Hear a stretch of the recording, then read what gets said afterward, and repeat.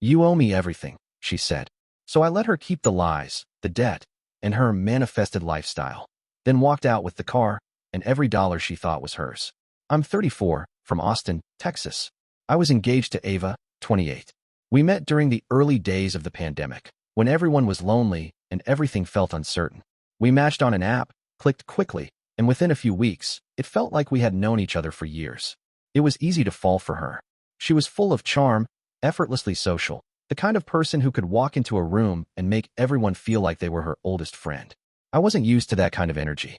She said she loved my calmness, my reliability, how grounded I was. She'd call me her safe place, and I thought that meant something deep. We moved in together in less than a year. I didn't question it, it felt right. Our apartment slowly transformed. Ava had a good eye. Candles, artwork, throw pillows arranged just so. It felt warm. She made the place feel like something out of a design magazine, and I admired that. She talked often about style and taste and vibe, and I liked it. I liked her.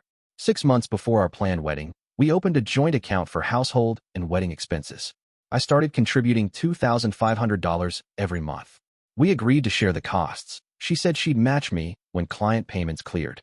They never really did, but I trusted her. She said she was managing the planning, so I let her. That's when the weird little cracks began. I noticed the account draining faster than I expected.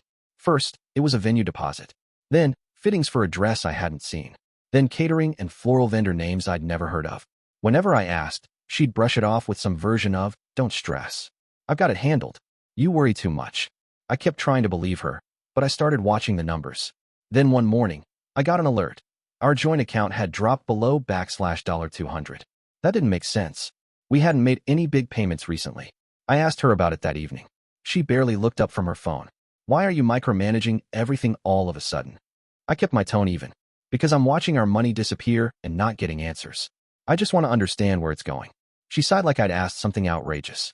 "I'm doing all the heavy lifting for this wedding, and now you want to control how I do it?" Seriously, I reminded her that it wasn't just her money, that I had every right to ask questions.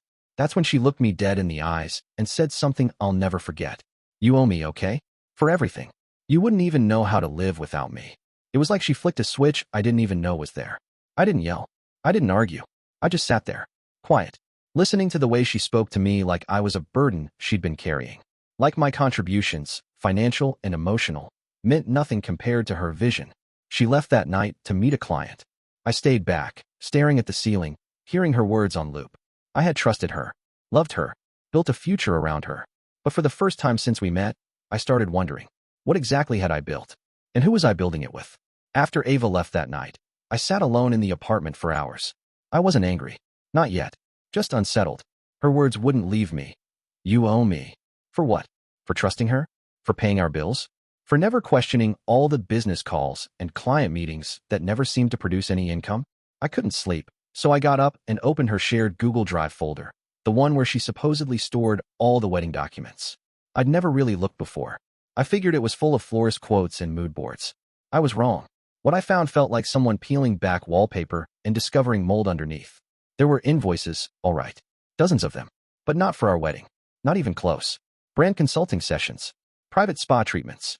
Hair appointments that cost more than our monthly groceries. 3 round-trip flights to Scottsdale, for her and 2 of her friends. All paid from the joint account. All logged neatly, like she never expected I'd look. Or maybe she didn't care if I did. I kept digging. Screenshots.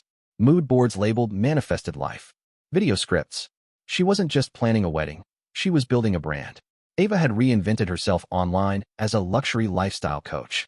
She posted photos of our dog, our apartment, even my car, captioning them with things like, "The life I attracted through mindset shifts." Not once did she mention me. In fact, she referred to her space as her solo sanctuary.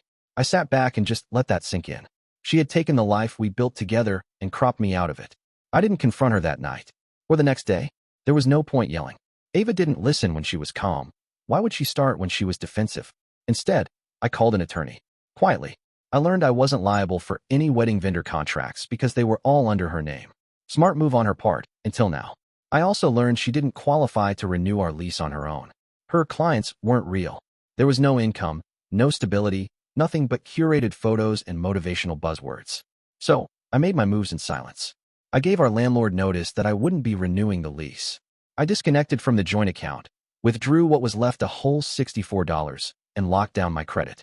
I emailed each vendor listed in her folder, formally stating I would no longer be responsible for any payments. Then, I started separating my life from hers, one drawer at a time. I boxed up everything I owned, everything she had used for content, everything she had claimed as part of her manifested lifestyle. I even took the damn blender she insisted was hers, but bought with my card. A few days later, Ava came home late again, breezing through the door like everything was normal. I was sitting on the couch with my laptop and a list. I didn't say much, just told her I'd be gone by the weekend. She laughed, like I was bluffing. "You're being dramatic." I didn't respond. "You're not actually leaving," she said. "Where are you even gonna go?" I looked her straight in the eye and said calmly, "Somewhere that doesn't treat me like a supporting character." She didn't reply, just stormed into the bedroom and slammed the door. The next morning, she acted like the conversation hadn't happened. But by the end of that week, I was gone. And for the first time in a long time, I could breathe. 2 weeks later, Ava came home to find the apartment eerily quiet. Half the furniture gone. No TV. No coffee table. The one she always said pulled the living room together. She called me 10 minutes later. I didn't answer. Then came the texts. 19 in a row. "What the hell? Where is everything? You're insane. You can't do this to me. This is financial abuse. How am I supposed to explain this to my followers?" I read them. Every single one. Then I replied with one message. "You said I owed you everything. So I gave you exactly what you were entitled to, nothing." She didn't take it well. The next day, she posted a crying video from her car. The caption was some variation of, "I built a life with someone who abandoned me when I was finally growing." She didn't say my name, but it didn't matter. Anyone who knew us knew. At first, I considered staying quiet. Let her spin whatever story made her feel better. But I didn't have to say a word. Her followers did the talking. Turns out, people notice inconsistencies, like how she had been claiming she was single and independent for months, or how the timeline of her spiritual awakening overlapped with our engagement. Some of my friends spoke up in the comments. Her sister DM'd me just one thing. I warned her. "Sorry you had to go through this." Ava tried to bounce back with more curated posts. Healing from toxic masculinity. Reclaiming your space. But it didn't land the same. The likes slowed down. The brand deals didn't come. Her audience didn't turn on her, exactly, but they moved on. And I did too. A month later, I got a wedding invite in the mail. From an old college friend. The funny part? He was the first guy Ava messaged after I left. She had reached out to him the same week she posted the crying video. Told him she was used to a certain lifestyle and thought they'd click. He blocked her after 3 days. Now he's marrying someone who actually likes hiking and doesn't pretend every moment is content. As for me, I moved into a smaller place. Nothing fancy, but mine. Quiet. Peaceful. The kind of space where you can think without being sold something. No ring lights in the living room. No half-eaten smoothie bowls waiting to be photographed. Just mornings with my dog and weekends that don't involve being a prop in someone else's feed. I started dating again, slowly. I met someone who doesn't document our brunches or talk about branding synergy. She laughs at dumb jokes, reads books with cracked spines, and thinks healing happens offline. Ava, last I checked, she moved back to Phoenix. Rebranded again. This time as a coach for women who've survived betrayal. Still using the same couch from our old apartment. Still quoting manifestos that sound like Pinterest boards. Sometimes her posts pop up through mutual friends. Stuff like, "Just because someone couldn't see your worth doesn't mean you're not valuable." She's right. I did see her worth. I just realized it wasn't worth my peace, my money, or my future. She said I owed her everything. In the end, she got exactly what she earned. Nothing I didn't already give freely. And none of what she thought she deserved.